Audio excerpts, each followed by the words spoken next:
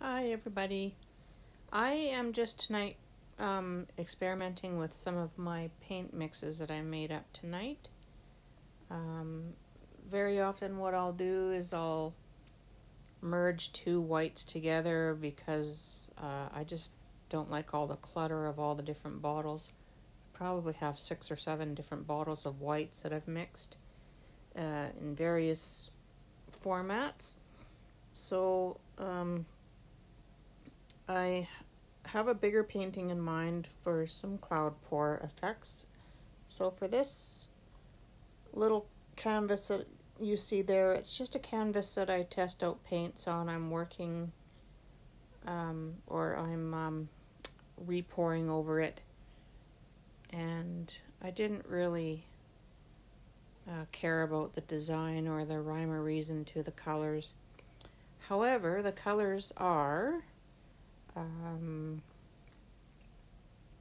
I started out with some Extreme Sheen Copper. There's some Payne's Gray in there.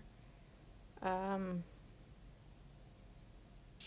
purple, the metallic blue, and your white, which is my Cloud Pour White, which I'm hoping has the satin enamel in it because, like I say, I mix my whites together and who knows what's in some of them. I don't really follow any particular recipes. I just cannot paint by measuring. I cannot measure out, 1 part this, 2 parts that, 3 parts that, half a cup of that. I just can't do that. I'm just not in that mindset of painting. So I mix to the best of what I think looks good, and here you go. Here's the outcome of this this little test. So I guess it was a success, and probably again I'll re-pour on top of this, testing out other colors and down the road. Or I might even just use this and paint on top of it and maybe make something out of this. I'm not sure because the cells are really pretty. It's really showing a lot of the different colors in each of the cells. That copper was the Extreme Sheen Copper.